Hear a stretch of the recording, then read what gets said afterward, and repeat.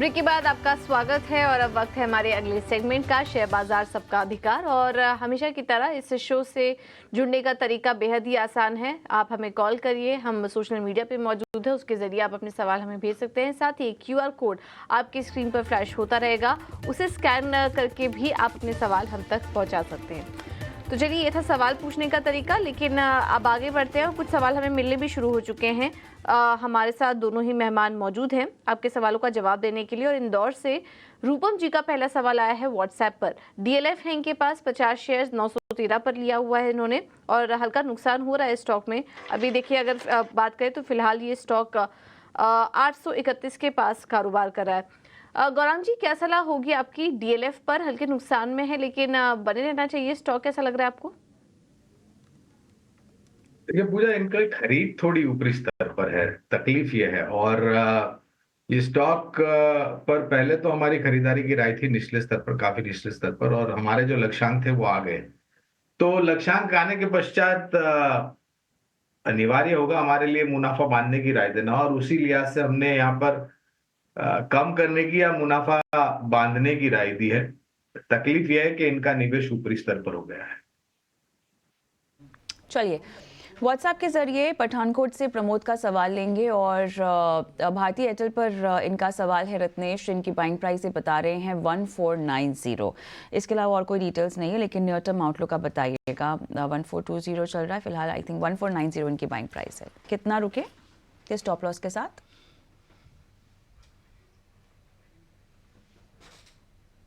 भारतीय एयरटेल 1490 की खरीदी भाव है, तो मेरे हिसाब से अभी ऐसा कुछ बहुत ज्यादा इनको घबराने की जरूरत नहीं है। अगर इनका नजरिया लंबे समय का, हालांकि जरूर थोड़ा सा ऊपरी स्तर पे ले रखा, थोड़ा सा स्ट्रेच है चार्ट पे, तो मेरे हिसाब से अभी यहाँ पे खरीदारी अभी बनी रह सकती है इनकी। थोड़ा सा स्टॉप लॉस लगा, नंबर थोड़ा सा नजरिया लंबा रखे, क्योंकि थोड़ा सा स्ट्रेच होने में तो कंसोलिडेशन कर रहा है। तो मेरी तरफ से एक स्टॉप लॉस रहेगा यहाँ पे 1380 रुपए का, वो स्टॉप लॉस से बने रहे।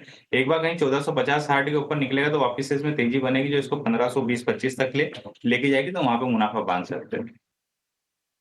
ये है राय एयरटेल पर आपको मिलती हुई। बढ़ते हैं आगे और अगला सवाल सत्येंद्र श्रीवास्तव का है और ये ल्यूपिन पर राय जानना चाहते हैं। यूट्यूब पर लाइव इन्होंने अपना सवाल भेजा है।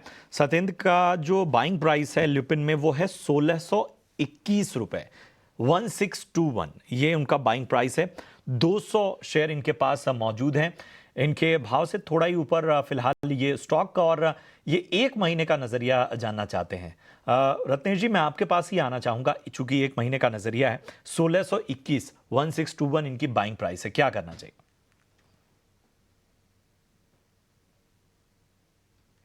ल्यूपिन की 1621 की इनकी बाइंग प्राइस है। अभी हाल ही की खरीदारी दिख रही है, पर मेरे हिसाब से एक कंसोलिडेशन यहाँ पे ऐसा लगता है कंप्लीट होता हुआ दिख रहा है। अपने एवरेजेस से भी थोड़ा सा ऊपर ट्रेड करना इसने वापस से स्टार्ट कर दिया है। राउंडिंग फॉर्मेशन बनता हुआ दिखाई दे रहा है। अगर 1660 रुपए के ऊपर आज क्लोजिंग आ जाएगा तो फॉर्मेशन कंप्लीट हो जाएगा, जो इसको 1720 1750 तक लेके जाएगा, तो बिल्कुल बने रह सकते हैं। यहाँ पे एक स्टॉप लॉस लगा ले 1580 रुपए का। ठीक है, तो ये है सलाह ल्यूपिन पर आपके लिए। अगला सवाल यूट्यूब पर आया है हमें। ममराज आर सैन जी ने सवाल भेजा हुआ है, हैदराबाद से हैं ये, और इनके पास आरईसी पीएफसी पर इन्होंने सवाल भेजा हुआ है। गौरांग जी, सवाल आपसे किया इन्होंने। इनके पास आरईसी पीएफसी आईपीओ के समय का पड़ा हुआ है। मैं आईपीओ के लेवल्स चेक भी कर रही थी, तो आरईसी तो उस समय का जो इशू प्राइस दिखा रहा है वो 100 रुपये के आसपास है, और पीएफसी भी 85 रुपये के आसपास इसका इशू प्राइस था। अगर आईपीओ के समय का अलॉटमेंट है तो वहाँ से तो शानदार मुनाफे में है ये दोनों ही स्टॉक में। ये जानना चाह रहे हैं गौरांग जी आपसे स्पेशली कि क्या यहाँ पर और बाइंग करना दोनों स्टॉक में सही रहेगा, या फिर जो पोजीशन है वो होल्ड करके चलें। 300 शेयर्स इन्होंने खरीदे हुए हैं। क्लियर नहीं मिल पाया कि आरईसी पीएफसी मिला के इन्होंने 300 लिया है या फिर दोनों मिला के 600 स्टॉक से इनके पास, वो क्लियर नहीं है। लेकिन आईपीओ के समय का अलॉटमेंट है, क्या करें स्टॉक में? पूजा, तो बहुत समय पहले हमारी कवरेज थी दोनों ही कंपनियों पर, और फिर लक्ष्यांक आने के बाद फिलहाल कवरेज नहीं रखी। लेकिन दो तीन चीज कहना चाहूंगा। पहले तो ऐसे निवेश ही आपने जो मुहिम चलाई है 18 स्वदेश पर, शेयर बाजार सबका अधिकार, वो बुनियाद बनाते हैं। और एक सबक होता है कि आप शेयर बाजार में अगर लंबी अवधि के लिए सक्षम कंपनी में निवेश करते हैं और अपना निवेश बना करके रखते हैं, तो किस प्रकार से आपकी निवेश की गई पूंजी में वृद्धि होती है। आज कुछ अपग्रेड्स भी आए हैं पीएफसी आरईसी को लेकर के, और ये दोनों कंपनियां जो हैं पूजा, वो ऊर्जा क्षेत्र से इन ताल्लुक रखती हैं। एक तो ये पावर फाइनेंस कॉर्पोरेशन पीएफसी जो है वो वित्तीय सहायता करती है नई ऊर्जा उत्पादन क्षमता खड़ी करने के लिए। आरईसी भी वैसे ही करती है और थोड़ा बहुत वित्तीकरण में भी है ये। तो और जिस प्रकार से सरकार की नीतियां रही हैं ऊर्जा क्षेत्र को लेकर के, और आने वाले समय में जिस प्रकार से नई ऊर्जा उत्पादन क्षमता खड़ी होगी, आरईसी, पीएफसी, आईआरईडीए जैसी कंपनियों की जो भूमिका है वो बहुत ही महत्वपूर्ण होगी, क्योंकि ये वित्तीय सहायता करते हैं जो कि बहुत ही जरूरी है नए पावर प्रोजेक्ट्स को खड़ा करने के लिए। तो बैलेंस शीट, कामकाज, ऑर्डर बुक, डिसबर्समेंट सभी सक्षम और मजबूत है। और सबसे अच्छी बात यह है पूजा कि इनका निवेश जो है वो आईपीओ के समय का है, और मेरे ख्याल से इनका भविष्य काफी उज्जवल है। आगे बढ़ते हैं। व्हाट्सएप का एक सवाल है, जियो फाइनेंस पर सलाह चाहते हैं जितेंद्र साहब राजस्थान से। रत्नेश, ये अपनी लेवल्स 345 बता रहे हैं जियो फाइनेंस में।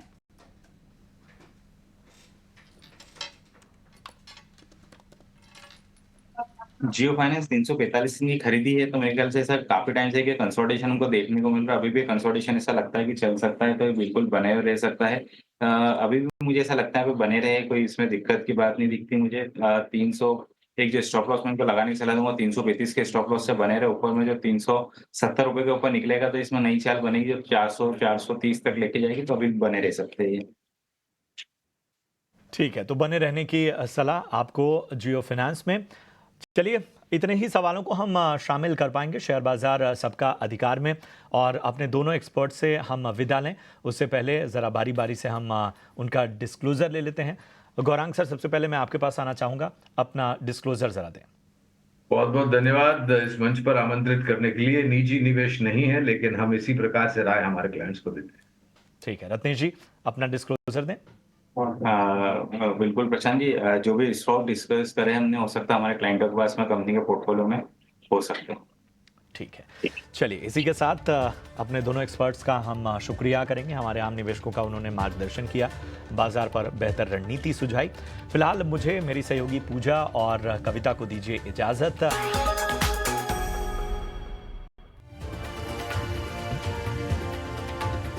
नमस्कार, आईपीओ कॉर्नर में आपका स्वागत है। आपके साथ मैं हूं अभिषेक सत्यव्रतम। आज से बंसल वायर और एमक्योर फार्मा का आईपीओ खुल गया है। 2 आईपीओ हैं। बंसल वायर की 745 करोड़ रुपए जुटाने की योजना है। प्राइस बैंड है 243 से 256 रुपए प्रति शेयर का, और ये पूरा का पूरा फ्रेश इशू है। वहीं अगर हम एमक्योर फार्मा की बात करें तो 1952 करोड़ रुपए का इशू साइज है, ठीक ठाक है। इसमें फ्रेश इशू है 800 करोड़ रुपए का, और बाकी जो है वो ओएफएस है, यानी कि ऑफर फॉर सेल, यानी कि निवेशक अपने शेयर बेचेंगे, उनके जेब में पैसे जाएंगे। प्राइस बैंड की बात करें एमक्योर फार्मा की तो 960 से 1008 रुपए प्रति शेयर का है। दोनों आईपीओ के फंडामेंटल्स पर चर्चा करने के लिए हमारे साथ जुड़ गई हैं हेम सिक्योरिटीज की आस्था जैन। आस्था जी, बहुत शुक्रिया आपका समय देने के लिए। स्वागत है आपके एटीना स्वदेश पर। शुरुआत कर लेते हैं बंसल वायर से। कंपनी कैसी लग रही है आस्था जी आपको? क्योंकि अगर हम पॉजिटिव्स अगर देखेंगे तो एक मार्केट शेयर कंपनी का ठीक ठाक है। अगर हम एक और चीज़ बात करें तो प्रमोटर जो है वो काफ़ी एक्सपीरियंस्ड है।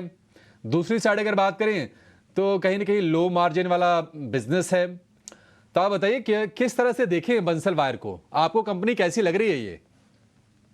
Good morning Abhishek ji. बिल्कुल, देखिए कंपनी जो है वो कुछ वायर्स वगैरह जो बनाती है वो अलग अलग तरीके के रहते हैं। लो कार्बन वायर्स होते हैं ऑटोमोबाइल इंडस्ट्री में, जहाँ पे सॉरी हाई कार्बन वायर्स होते हैं जो ऑटोमोबाइल इंडस्ट्री में काम में आते हैं। लो कार्बन वायर्स होते हैं वो फेंसिंग में काम में आते हैं। फिर आपके स्टेनलेस स्टील वायर्स होते हैं जो आपके कंज्यूमर ड्यूरेबल्स में काम में आते हैं। कंपनी काफी पुरानी है। बिल्कुल, जहां तक आपने कहा कि मार्जिन्स, तो यहाँ पे मार्जिन्स, क्योंकि जो भी कंपनी यहाँ पे दिखाती है वो ब्लेंडेड मार्जिन्स दिखाती है। काफी सारे प्रोडक्ट्स रहते हैं, उन सबके मिश्रण से जो मार्जिन निकल के आता है वो है। तो इसमें से कुछ एक प्रोडक्ट इनके ऐसे हैं जो कि काफी अच्छे प्रोडक्ट है, हाई मार्जिन गिविंग प्रोडक्ट है, लेकिन कुछ एक लो मार्जिन गिविंग प्रोडक्ट्स भी हैं। तो उनके ब्लेंड की वजह से हमें थोड़े से मार्जिन यहाँ पे लोअर साइड पे देखने को मिल रहे हैं। लेकिन इस कंपनी के 1-2 पॉइंट्स काफी बढ़िया लगते हैं, जैसे कि मार्केट शेयर इनका अच्छा खासा है और देखा जाए तो ये सेकंड लार्जेस्ट कंपनी आती है इस तरह के काम के लिए। तो मार्केट शेयर इनका काफ़ी बढ़िया है जो कि ये दर्शाता है कि आगे जाते हुए कंपनी को जो डिमांड निकल के आ रही है ऑटोमोबाइल इंडस्ट्री से स्पेशली, वो कैटर करने में यहाँ पे काफ़ी ज़्यादा आसानी रहेगी क्योंकि इनका मार्केट शेयर भी अच्छा है और इनकी फैसिलिटीज़ भी बहुत बढ़िया है। लास्ट कुछ सालों से कंपनी अपनी फैसिलिटीज़ वगैरह जो यहाँ पे बढ़ा रही है, उसका फ़ायदा भी होता हुआ नज़र आएगा। तो मुझे ऐसा लगता है कि ये कंपनी वेल प्लेस्ड है, जो भी फ्यूचर में अब अपॉर्च्युनिटीज़ मिलने वाली है इस सेक्टर को लेके और इसीलिए हम लोग पॉजिटिव हैं इस कंपनी पे सब्सक्राइब की रेटिंग दे रहे हैं, लिस्टिंग गेन और लॉन्ग टर्म पर्सपेक्टिव दोनों के लिहाज से। ठीक है, लिस्टिंग गेन और लॉन्ग टर्म दोनों के लिए सब्सक्राइब करने की सलाह है। ये स्टेनलेस स्टील वायर बनाती है कंपनी, 1985 में शुरू हुई है। 3000 से ज़्यादा तरह के स्टेनलेस स्टील वायर ये कंपनी बनाती है और 5000 से ज़्यादा ग्राहक हैं। 50 से ज़्यादा देशों को एक्सपोर्ट करती है, तो एक्सपोर्ट वाला भी एक बढ़िया इनके लिए ट्रिगर है। और एक्सपोर्ट ग्रोथ भी बहुत अच्छी है, 47% की CAGR यानी कि एनुअल बेसिस पर ये ग्रोथ हो रही है। अगर हम प्लांट की बात करें तो 2 प्लांट गाजियाबाद में है, एक मोहन नगर में है, एक लोनी में है और 2 हरियाणा में है, एक झज्जर में और दूसरा जो है बहादुरगढ़ में है। तो ठीक ठाक है, बिजनेस भी अच्छा है और अच्छी तरह से ग्रो भी कर रहे हैं। आशा जी, अगर हम पेयर्स की बात करें तो इनके प्रतिद्वंदी कंपनियां कौन सी हैं और उनके मुकाबले अगर देखेंगे तो क्या वैल्यूएशन आपको ठीक लग रहे हैं, आकर्षक लग रहे हैं या फिर वाजिब हैं, ठीक ठाक ही हैं? देखिए, पियर्स कंपनी में तो 2-3 कंपनीज़ आती है, वेद मुथा वायर हो गया, राजरत्न वायर्स हो गया, तो ये सब इनके पियर ग्रुप ऑफ कंपनीज़ में डीपी वायर्स हो गया, ये आ गए। अब वैल्यूएशन की बात करें तो बिल्कुल प्राइमा फेसी कोई भी अगर ये आईपीओ की वैल्यूएशंस को करंट जो भी इन्होंने फाइनेंशियल्स दिए हैं एफवाई 24 के, उस हिसाब से आकलन करेगा, तो वैल्यूएशन महँगे ही लगेंगे क्योंकि 50 के ऊपर का पीई मल्टीपल पे ये ला रहे हैं। लेकिन इसमें जो आगे जाते हुए देखने की बात है वो ग्रोथ मुझे लग रही है और उसी वजह से ऑल्दो ये थोड़ा-सा हाई साइड पे इन्होंने वैल्यूएशन रखा है, लेकिन फिर भी मुझे ऐसा लगता है कि आगे जाते हुए ग्रोथ ट्रिगर्स काफ़ी अच्छे हैं। एक और बढ़िया पॉइंट जो मुझे इस कंपनी का लगता है कि इनका जो बिज़नेस मॉडल है, वो कॉस्ट प्लस बिज़नेस मॉडल है। देखिए, इस तरह की इंडस्ट्री की जो कंपनी होती है, उनको सबसे ज़्यादा दिक्कत कहाँ से आती है? जब यहाँ पे प्राइसेज़ बढ़ती हैं स्टील की, उतार-चढ़ाव जो हम देखते हैं, वॉलेटिलिटी इन दी प्राइसेज़ होता है। लेकिन इनका क्योंकि कॉस्ट प्लस बिज़नेस मॉडल है, जो भी कॉस्ट में उतार-चढ़ाव होता है, स्पेशली अगर अपर साइड की बात करें बढ़ती हैं, तो ये डायरेक्टली अपने कस्टमर को यहाँ पे पास ऑन कर पाते हैं, क्योंकि काफ़ी पुरानी कंपनी है, काफ़ी वेल एस्टैब्लिश्ड इनका कस्टमर बेस है और आपने भी बताया कि काफ़ी बड़ा इनके जिस तरह से कस्टमर बेस 500 से ज़्यादा इस तरह का है, तो वहाँ पे ये कॉस्ट प्लस बिज़नेस मॉडल जो है वो कंपनी के लिए काफ़ी ज़्यादा फ़ायदेमंद साबित होगा। दूसरी तरफ देखा जाए तो जो अब एडिशनल प्लांट कंपनी लगा रही है, वहाँ से मुझे लगता है कि मार्जिन्स में एक बढ़ोतरी होती हुई नज़र आएगी। तीसरी तरफ देखें तो कुछ एक इन्होंने कहते हैं लीजिंग एग्रीमेंट्स के भी अरेंजमेंट्स में ये एंटर किए हैं। तो आगे जाते हुए जिस कंपनी के साथ इन्होंने अरेंजमेंट्स किए हैं, उस कंपनी का भी यहाँ पे भरपूर फ़ायदा होता हुआ नज़र आएगा, जो कि मार्जिन्स में रिफ्लेक्ट होगा, जहाँ पे मार्जिन्स हमें बढ़ते हुए नज़र आएँगे। एक और पॉइंट है, ये जो पूरा सेक्टर है, ये 75% अनऑर्गनाइज्ड प्लेयर्स से घिरा हुआ है। ऑर्गनाइज्ड प्लेयर्स बहुत कम है और उसमें कंपनी का दूसरा नंबर आता है। तो मुझे लगता है वो भी कंपनी के लिए एक बेहद यहाँ पे पॉजिटिव वर्क प्ले करेगा। So all in all company बिल्कुल अभी के करंट वैल्यूएशन के हिसाब से महँगी लगती है, लेकिन जो फ्यूचर ग्रोथ अपॉर्च्युनिटीज़ मुझे लग रहा है इस कंपनी को मिलने वाली है, उसकी वजह से हम लोग पॉजिटिव हैं और लिस्टिंग गेन और लॉन्ग टर्म दोनों पर्सपेक्टिव से सब्सक्राइब करने की सलाह दे रहे हैं। ठीक है, तो ये पॉजिटिव्स हो गए और इन्हीं पॉजिटिव्स के चलते आपको लिस्टिंग के लिए भी और लॉन्ग टर्म के लिए भी आपको सब्सक्राइब करने की सलाह है। आशा जी, एक और चीज़, चूंकि हम आईपीओ डिस्कस करते हैं तो बिल्कुल पारदर्शी तरीके से ही करते हैं कि अच्छा पॉजिटिव से बता दें और नेगेटिव्स बता दें ताकि दर्शकों के मन में कोई शक, कोई और सवाल बचे न रह जाए। एक जो चीज़ है जो मेरे मन में आ रहा है वो ये कि 700 करोड़ रुपए के आसपास का कर्जा है, डेट है, और दूसरी चीज़ ये है कि नेगेटिव कैश फ्लो है। क्या ये परेशानी वाली बात है या बावजूद इसके सब्सक्राइब करें कोई टेंशन नहीं है? अच्छा हाँ, सब्सक्राइब अगर करें तो लिस्टिंग गेन किस तरह की होगी? बड़ी लिस्टिंग गेन होगी या फिर मॉडरेट ये 10-20% टाइप का लिस्टिंग गेन हो जाएगा, बाकी लॉन्ग टर्म के लिए ओके ओके है मामला? देखिए, आपने जो डेट की बात की उस पे मैं प्रकाश डालना चाहूँगी। डेट का तो इनका जो आईपीओ प्रोसीड्स है, वो कुछ प्रोसीड्स तो ये रीपेमेंट और प्रीपेमेंट ऑफ डेट में ही करने वाले हैं। तो मुझे लगता है कि वहाँ से भी बहुत फ़ायदा कंपनी को होगा, क्योंकि जब वो डेट पे कर देंगे तो इंटरेस्ट कॉस्ट में डायरेक्ट सेविंग होगी, डायरेक्ट बचत होगी, जो कि कंपनी की बॉटम लाइन में रिफ्लेक्ट होगी। डेट नो डाउट ज़्यादा है, और दूसरा वर्किंग कैपिटल हाई है, जो कि इस तरह की इंडस्ट्री में अमूमन सभी प्लेयर्स को फेस करना पड़ता है। तो रिस्क बिल्कुल है, लेकिन उस रिस्क को मिटिगेट करने के लिए जो कंपनी आईपीओ ला रही है, उसमें से कुछ पार्ट तो बिल्कुल ये लोग अपना डेट को रीपे कर देंगे। तो वो थोड़ी रिस्क वहाँ कम होती हुई नज़र आएगी। अब आपने कहा कि लिस्टिंग गेन कितना होना चाहिए? तो मेरे हिसाब से, क्योंकि ऑलरेडी हम वैल्यूएशन पे चर्चा कर रहे हैं कि वैल्यूएशन सस्ते नहीं हैं, इन्होंने हायर साइड पे ही रखे हैं। फ्यूचर में हम इतना पॉजिटिव हो रहे हैं, इसलिए रिकमेंडेशन दे रहे हैं। तो मैं यहाँ पे छोटे-मोटे लिस्टिंग गेन 10% के आस-पास, या हो सकता है कि उसके थोड़े बहुत ऊपर-नीचे गेन हो, तो वहाँ तक के गेन मैं मान के चल रही हूँ। लेकिन देखिए, मार्केट में बहुत सारी चीज़ें होती हैं, जो मार्केट हमेशा हमने हमेशा देखा है, जो प्राइस होता है वो किस चीज़ का फंक्शन होता है, फ्यूचर एक्सपेक्टेशन। जो भी स्टॉक का प्राइस मोमेंटम होता है, वो पूरा फ्यूचर एक्सपेक्टेशन या फिर एक्सपेक्टेशन पे मूवमेंट होता है। तो क्योंकि एक्सपेक्टेशन फ्यूचर में अच्छे फाइनेंशियल्स आने की है, इसलिए मुझे लगता है कि गेन तो होंगे, और 10% के लिस्टिंग गेन तो यहाँ पे मैं मान के चल रही हूँ। लेकिन ये कोई एग्ज़ैक्ट नंबर नहीं है, ये नंबर से ऊपर भी गेन हो सकते हैं, लेकिन इतना गेन भी होता है तो डिसेंट ही मानेंगे, और उस हिसाब से डिसेंट लिस्टिंग गेन के लिए यहाँ पे लगाने की सलाह है। ठीक है, डिसेंट लिस्टिंग गेन की सलाह है बंसल वायर को लेकर। चलिए दूसरी कंपनी पर आ जाते हैं, जिसका कि नाम है एमक्योर फार्मा। आपने शार्क टैंक में नमिता थापर को देखा होगा। अ, उन्हीं की फैमिली की कंपनी कह सकते हैं। नमिता थापर बैक्ड है एमक्योर फार्मा। 40-42 साल पुरानी होगी। 1981 में शुरुआत हुई एमक्योर फार्मा की, और पुणे बेस्ड ये कंपनी है। फार्मास्यूटिकल की ये मैन्युफैक्चर करती है, डेवलप करती है, ग्लोबल एक्सपोजर भी है। और अगर हम पेटेंट्स की बात करें एमक्योर फार्मा की, तो करीब करीब 200 पेटेंट्स इसके पास हैं, और कुछ 30-35 की संख्या में पेंडिंग हैं। वो भी कंपनी उसकी प्रोसेस में ये चल रही है।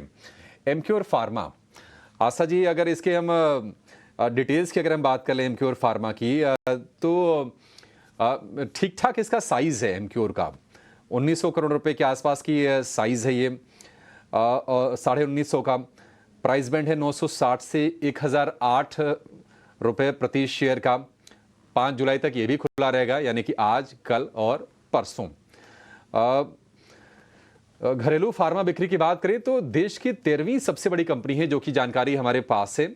भारत में, यूरोप में, कनाडा में कंपनी की जो प्रेजेंस है वो काफी मजबूत है। एमक्योर फार्मा को लेकर बताइए आस्था जी, कैसी लग रही है कंपनी, और एग्जैक्टली कौन से सेगमेंट में, फार्मास्यूटिकल के कौन से वर्टिकल में ये कंपनी ऑपरेट कर रही है? जी, देखिए, 19 थेरेपेटिक एरियाज़ में ये लोग काम करते हैं, जिसमें गायनेकोलॉजी सबसे मेजर सेगमेंट है। मेरे हिसाब से 13% इनका वहाँ से आता है। तो मेजर सेगमेंट जो इनके रेवेन्यू का है, वो गायनेकोलॉजी से है, फॉलोड बाय फिर इनका एचआईवी सेगमेंट भी है, कार्डियो सेगमेंट भी है, तो वहाँ से भी इनके रेवेन्यूज़ आते हैं। तो अभी फार्मास्यूटिकल कंपनी ये है, पुरानी कंपनी है। इस कंपनी की खासियत है कि जो इनके कुछ एक ब्रांड हैं, तो 6 ऐसे ब्रांड्स हैं जो कि काफ़ी अच्छे खासे नाम, बेहतरीन नाम जाने जाते हैं। अगर मैं इंडिया के टॉप कुछ ब्रांड्स में बात करूँ, तो वो एक पॉज़िटिव है। दूसरी तरफ देखा जाए तो कंपनी की अगर फाइनेंशियल परफ़ॉर्मेंस हम देखते हैं ओवर द फ्यू इयर्स, तो थोड़ी हमें वॉलेटाइल दिखती है। उतार-चढ़ाव हमें देखने को मिला, जिसके पीछे के कारण जानना ज़रूरी है, क्योंकि यही कारण आगे की सब्सक्रिप्शन के लिए काम में आएँगे। तो कंपनी में जिस तरह का फाइनेंशियल परफ़ॉर्मेंस दिखाया है, कोविड के ईयर में बहुत बढ़िया एकदम से सेल्स आई, फिर 2022 में थोड़ा-सा डिप आया। तो कंपनी के सेल्स में डिप आने की वजह थी कि ये लोग अपना एक्सपेंशन कर रहे थे, डिस्ट्रीब्यूशन नेटवर्क बढ़ा रहे थे, कुछ एक एक्विजिशंस करे, तो उसकी वजह से डिप आया। लेकिन जो भी केपेक्स वगैरह कंपनी को करना था, दे हैव ऑलरेडी डन। पूरा ये केपेक्स हो चुका है कंपनी का, तो आगे जाते हुए कंपनी को एटलीस्ट आने वाले 2 साल तो केपेक्स नहीं करना पड़ेगा। तो वो एक बहुत पॉजिटिव पॉइंट लगता है। दूसरी तरफ यहाँ पे भी कुछ डेट रीपेमेंट होगा, तो इंटरेस्ट कॉस्ट में फ़ायदा होता हुआ नज़र आएगा। वो भी एक इम्पोर्टेंट पॉइंट है। तीसरी तरफ जिस तरह से मैंने कहा कि पहले कुछ खर्चे डिस्ट्रीब्यूशन नेटवर्क को बढ़ाने में लगा दिए थे, तो अब जो डिस्ट्रीब्यूशन नेटवर्क बढ़ा है, वो भी कंपनी के लिए कारगर साबित होगा, इनकी फाइनेंशियल परफॉर्मेंस को मजबूत करने के लिए। तो मुझे लगता है कि आगे जाते हुए कंपनी बढ़िया परफॉर्म करती हुई नज़र आएगी। इसमें भी सब्सक्राइब की रेटिंग है, लिस्टिंग गेन के लिए लगाएँगे, क्योंकि यहाँ पे जो वैल्यूएशन है वो भी रीज़नेबल है। बहुत रीज़नेबल नहीं है, लेकिन पीयर के मुकाबले इन्होंने टेबल पे छोड़ा है इन्वेस्टर्स के लिए। तो वैल्यूएशन के हिसाब से भी इसमें लगाया जा सकता है, वो भी एक पॉजिटिव पॉइंट है। तो इन सभी पॉइंट्स के चलते हम इसको भी सब्सक्राइब की रेटिंग दे रहे हैं, लिस्टिंग गेन और लॉन्ग टर्म पर्सपेक्टिव से लगाने के लिए। ठीक है, तो एक तरह से ग्रोइंग कंपनी भी है एमक्योर फार्मा। अच्छा, इसकी अगर आप आय देखेंगे, आप बिक्री देखेंगे तो वो आपको बढ़ती हुई दिखेगी। मुनाफा देखेंगे तो उस पर थोड़ा सा प्रेशर दिखेगा, और उस प्रेशर के पीछे वजह ये है कि फाइनेंस कॉस्ट थोड़ी सी ऊपर है, एम्प्लॉय कॉस्ट ऊपर जा रही है, उसके चलते ही प्रॉफिटेबिलिटी पर थोड़ा थोड़ा प्रेशर आपको दिखेगा। लेकिन निश्चित तौर पर नई फैसिलिटीज़ में, नई मैन्युफैक्चरिंग प्लांट में कंपनी निवेश कर रही है, और आगे जो ग्रोथ की जो गुंजाइश है वो ठीक ठाक है। फाइनेंशियल्स भी हमने डिस्कस कर लिए, बाकी वैल्यूएशन भी आपको आस्था जी ने बता दिया कि वैल्यूएशन भी इसके ठीक ठाक ही हैं। आस्था जी, लिस्टिंग के लिए लगाएं और क्या लॉन्ग टर्म के लिए भी लगाएं? और दूसरी चीज़, इसमें कितनी लिस्टिंग होगी? जो ऑफर कर रहा है ये आपका बंसल वायर, क्या उसी तरह की लिस्टिंग होगी या उससे बेहतर होगी? सबसे पहले तो बिल्कुल लिस्टिंग के लिए भी लगाना है और लॉन्ग टर्म के लिए भी लगाना है। फाइनेंशियल की परफॉर्मेंस जो है वो आगे जाते हुए इम्प्रूव होगी, और जो ये मार्जिन्स अभी दिखा रहे हैं ये हमें बढ़ते हुए नजर आएंगे, क्योंकि एक फैक्टर और है कि इनकी जो ग्रोथ है वो इंडियन फार्मास्यूटिकल मार्केट आईपीएम की ग्रोथ को आउट परफॉर्म करी है। एक्सपोर्ट्स में भी इन्होंने आउट परफॉर्म करा है आईपीएम ग्रोथ को। तो ग्रोथ काफी बढ़िया है, और अब जो फैसिलिटीज का मैंने चर्चा की, वहां से ग्रोथ और आगे जाते हुए बढ़िया नजर आएगी, इंटरेस्ट कॉस्ट में बचत होती हुई नजर आएगी। तो लगाना है, और लिस्टिंग गेन यहाँ पे मुझे लगता है कि बढ़िया होंगे, 20% तक के या उसके ऊपर के भी हो सकते हैं।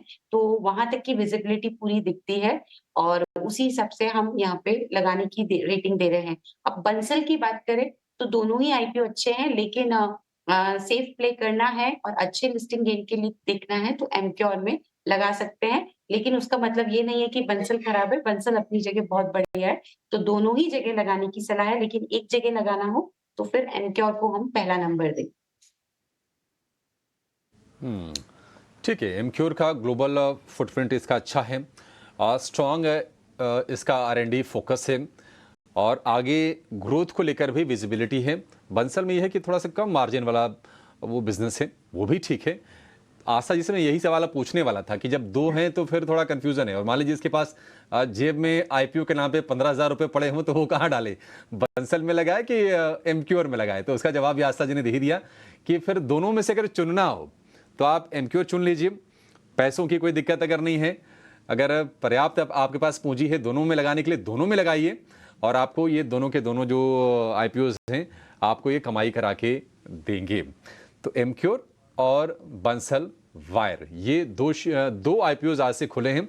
आज, कल और परसों आपके पास पैसे लगाने के मौके होंगे, और दोनों पे ही सब्सक्राइब की सलाह, और लॉन्ग टर्म के लिए भी यहाँ पर पैसे लगाने की सलाह है आस्था जी की तरफ से।